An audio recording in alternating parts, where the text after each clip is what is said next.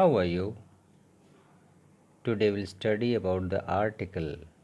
Myself Arun Pandey, and we will study about how it can be used article in the sentence. आज हम लोग article के बारे में समझेंगे जो बहुत इम्पॉर्टेंट होता है। कैसे किसी वाक्य में आर्टिकल में singular plural particular thing definite indefinite का इस्तेमाल किया जाता है। आगे हम लोग समझते हैं। सबसे पहले डेफिनेशन समझिए। What is an article? The word which indicates about the singular form of a noun or its a special feature or property is called article. इसका मतलब ये होता है कि किसी भी शब्द को, वर्ड को, अगर उसके द्वारा इंडिकेट करना पड़े किसी सिंगुलर नेमिंग वर्ड को जिसकी कोई स्पेशल फीचर होती है या उसकी एक पार्टिकुलरिटी होती है, उसे ही हम आर्टिकल कहते हैं। It's okay. अब आइए समझते हैं आर्टिकल कितने तरह की होती हैं। आर्टिकल होती हैं दो तरह की, इनडेफिनेट और डेफिनेट। इनडेफिनेट का मतलब है जो डेफिनेट नहीं है, जिसके लिए ए और एन का इस्तेमाल होता है। डेफिनेट आर्टिकल जिसमें फिक्स होती है, दैट मीन्स डेफिनेट, और इसमें पर्टिकुलर या प्रॉपर्टी को हम शो करते हैं द से। चलिए अब एग्जाम्पल समझते हैं। A cow is an animal. आप देखेंगे एनिमल में ए वॉवल साउंडिंग है, इसलिए एन आया। इसी तरह से an egg is healthy food. The English lives in Britain. The Indian are great intellectual. यहाँ पे जितने भी वाक्य हैं, जितने अंडरलाइन वर्ड्स हैं, उनकी कुछ अलग अलग वैल्यू है। ओके, जितने भी सेंटेंस हैं उसमें अंडरलाइन वर्ड्स पर ध्यान दें आप। फर्स्ट सेंटेंस में a cow an animal, cow की सी लेटर कॉन्सोनेंट साउंडिंग ए इस्तेमाल हुआ। वॉवल साउंडिंग एनिमल में ए आता है, ए ई आई ओ यू, इसलिए इसमें एन का इस्तेमाल हुआ। नेक्स्ट सेंटेंस है egg is healthy food, that means egg E vowel sounding है, इसलिए एन लगाया गया। Again the English lives in Britain, Britain country है और इसमें द इस्तेमाल किया गया क्योंकि एक ख़ास प्रजाति इंग्लिश, अंग्रेज़, इंग्लैंड में रहने वाले को इंग्लिश बोलते हैं, इसलिए अंग्रेज़ इस्तेमाल किया गया। अंग्रेज़ के आगे द लगाया गया क्योंकि प्रॉपर है, ये पर्टिकुलर है। और लास्ट वन है the Indian are great intellectual. Intellectual हैं, बहुत होशियार हैं, विद्वान हैं, तेज तरार हैं। कौन? इंडियन। तो इंडियन एक प्रजाति हो गई, एक विशेष जाति हो गई, एक विशेष प्रकार के लोग हो गए, इसलिए उसके आगे द लगाया गया। ओके, नाउ एग्जाम्पल समझिए इनडेफिनेट और डेफिनेट का। यहाँ पे आप पिक्चर देख सकते हैं बच्चों। थीफ रनिंग स्टेज में है, यानी यह चोर is not known to the writer और द रीडर, किसी को नहीं जानता वो, इसलिए यहाँ पे आ थीफ इस्तेमाल किया गया जो कि इनडेफिनेट आर्टिकल इस्तेमाल हो रहा है। इसी तरह से नेक्स्ट वाले रनिंग फिगर में देखेंगे थीफ है पर स्पेसिफिक हो चुकी है, this is a thief, the writer and readers know about him, यानी एक बार हम इस्तेमाल कर चुके हैं, यानी एक प्रॉपर हो गया, एक बार इस्तेमाल हो गया, एक बार जान गए, अर्थात नेक्स्ट टाइम उसके बारे में रिपीटेड वर्ड्स आ रही हैं, इसलिए वो डेफिनेट आर्टिकल कहलाएगी और तब हम द इस्तेमाल करते हैं। इस तरह से हम आगे समझेंगे। अब आगे फिर से एक बार समझिए इनडेफिनेट आर्टिकल और डेफिनेट आर्टिकल को। I am not a trouble maker, that means I am not any old trouble maker, बहुत पुराने ट्रबल मेकर नहीं हूँ, ऐसा बताया जा रहा है। स्टार्टिंग की बात हो रही है, कन्विंसिंग फर्स्ट टाइम है ट्रबल मेकर के लिए, इसलिए इसमें अ इस्तेमाल किया गया है। नाउन जो नेमिंग वर्ड है ट्रबल मेकर, ट्रबल मेक करने वाला यानी कोई नाउन, तो फर्स्ट टाइम इसकी काउंटिंग हो रही है, फर्स्ट टाइम एक्सप्रेशन है, इसलिए अ लगाया गया, इसलिए ये इंडेफिनेट आर्टिकल होगी। डेफिनेट आर्टिकल का मतलब है जिसके लिए एक इस्तेमाल फिर से किया गया, या प्रॉपर हो जाए, पर्टिकुलर हो जाए।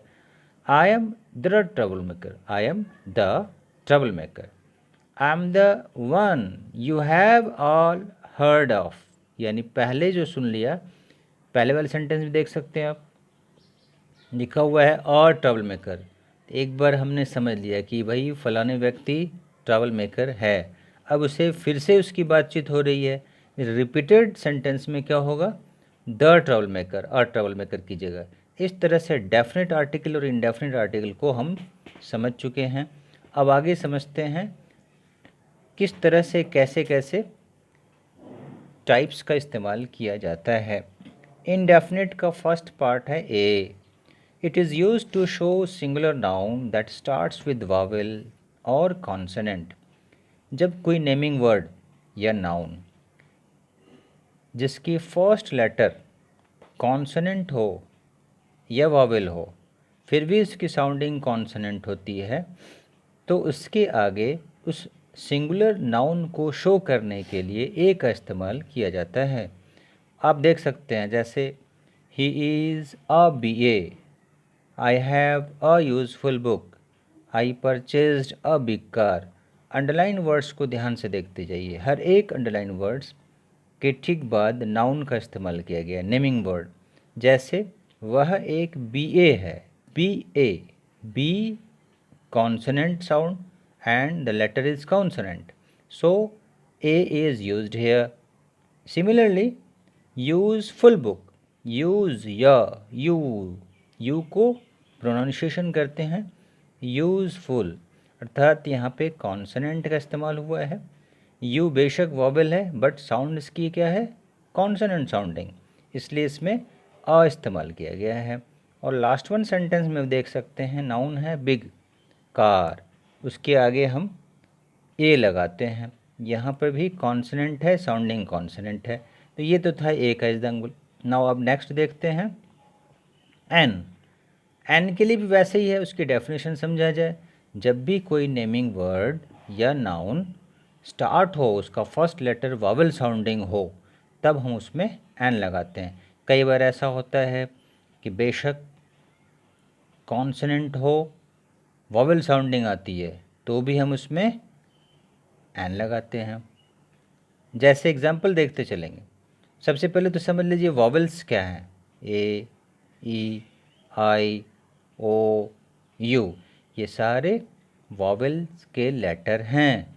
इससे स्टार्ट होने वाले कोई सा शब्द, जैसे नाउन बोलते हैं, नेमिंग वर्ड बोलते हैं, उसे शो किया जाता है एन से। यानी किसी भी सिंगुलर नाउन को स्टार्ट करना हो वॉवेल साउंडिंग वाले नाउन को, तो हम एन लिखते हैं, उसके आगे इंडिकेट किया जाता है एन से। एग्जाम्पल देखें, I eat an apple, this is an ink pot, Ram is an honest man, my brother is an SDO। अब आप यहाँ पे रेयर आर्टिकल आप समझ सकते हैं। आर्टिकल में एन इस्तेमाल होता है, बट कई बार ऐसा होता है वॉवेल साउंडिंग, जैसे एप्पल है, एप्पल में APPLE, एप्पल, ए वर्ड जो प्रोनाउंसिएशन का फर्स्ट लेटर ए है, वो वॉवेल का ए दिखाता है ऊपर, और इसलिए एन इस्तेमाल किया गया।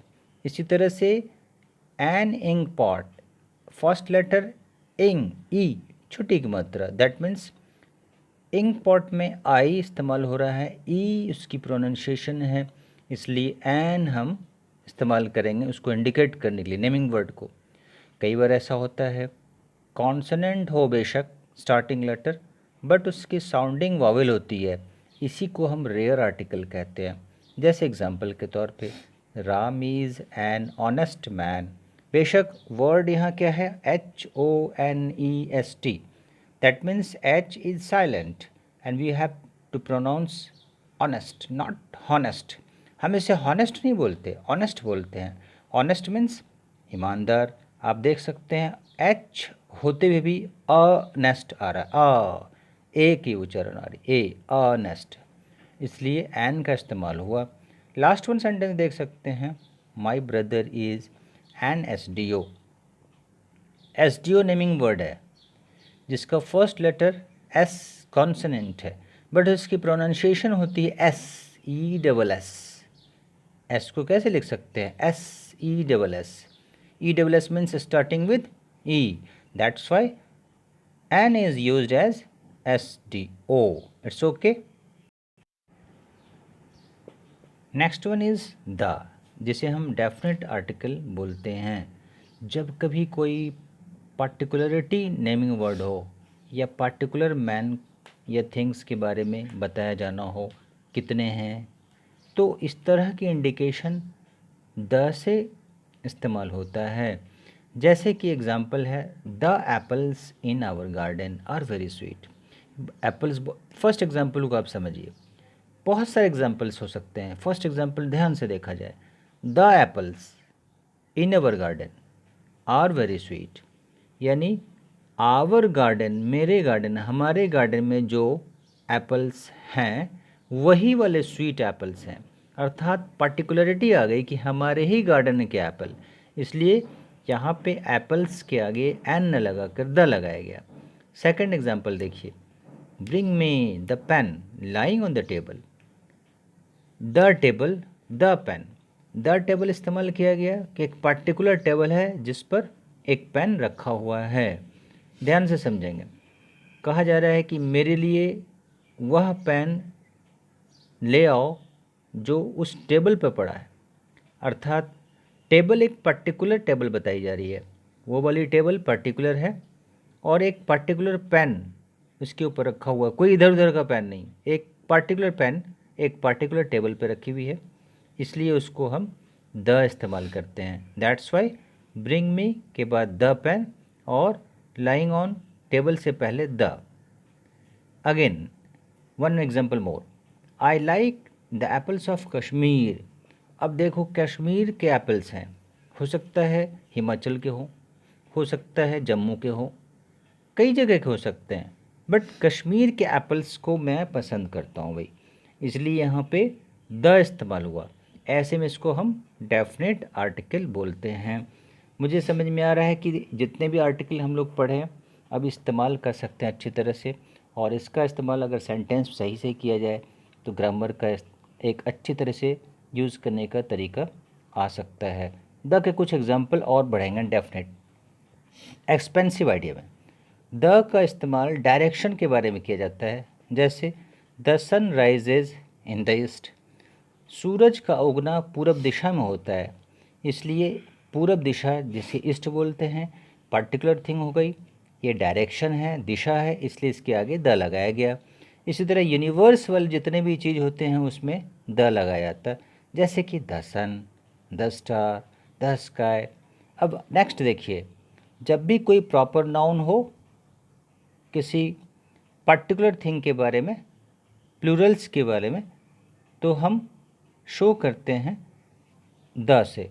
जैसे कोई प्रॉपर नाउन जो प्लूरल हो, प्लूरल, तो प्लूरल वाले को हम द से इस्तेमाल करते हैं। द गुप्ताज, यानी गुप्ता जाति के जितने लोग हैं। द मुग़ल, यानी मुग़ल किंग जितने हुए। द शर्मा, यानी शर्मा से रिलेटेड जितनी हैं वो सारे। अर्थात इस तरह से हम द को इस्तेमाल करना सीख रहे हैं। अब आइए, हिस्टोरिकल इवेंट होती है अगर, या हिस्टोरिकल इवेंट के साथ कोई मॉन्यूमेंट्स हो, तो हम उसमें भी द का इस्तेमाल करते हैं। उस नेमिंग वर्ड या नाउन के पहले द से इंडिकेट किया जाता है। द म्यूटिनी ऑफ 1857, 1857 में अंग्रेज़ों और भारतीयों के बीच जो रिवोल्ट हुई थी उसके आगे द लगाया गया, क्योंकि ये स्पेशल था ये। इसी तरह से ताजमहल स्पेशल है, इसमें भी हम द लगा सकते हैं। The battle of Panipat, the golden temple, it is used, now it is used before nation और कम्युनिटीज़। अगर हम कम्युनिटी या नेशंस के आगे इस्तेमाल करना हो तो हम इस्तेमाल करते हैं कैपिटल में द, अर्थात कैपिटल लेटर स्टार्ट होने वाला जो भी वर्ड हो उसके आगे हम प्रॉपरली द इस्तेमाल करेंगे। The French, the English, the Sikh. Next one, आपको प्रैक्टिस एक्सरसाइज दी जा रही है, हम लोग समझ चुके हैं। अब आप देखेंगे कॉमन एरर क्या होती है। कॉमन एरर समझने के लिए यहाँ पे 6 सेंटेंसेस दिए गए हैं। हर सेंटेंस में एक ना एक आर्टिकल छूट रहा है, जिसे हम कॉमन एरर बोलते हैं। आप समझिएगा, first one sentence never tell lie, यहाँ पे कहीं ना कहीं आर्टिकल रह गई है। I am in hurry, he has headache, always speak truth, it is 5:15 now, Christmas falls on 25 December. अगर इसे कॉमन एरर को हम फाइंड आउट करेंगे तो पता चला लाई के आगे अ लगा है, नेवर टेल लाई। हरी के आगे ए लगा है, I am in Hari. Headache के आगे ए लगना चाहिए, he has a headache. Truth के आगे द लगता है, ऑलवेज स्पीक द ट्रुथ। उसी तरह से इट इज़ 5:15 नाउ। और लास्ट में स्पेशल थिंग्स के आगे द लगता है, हम पढ़ चुके हैं। तो 25 दिसंबर एक ख़ास मौका है, इसलिए Christmas falls on the 25 December. It's okay, now we will try to learn more by the help of this.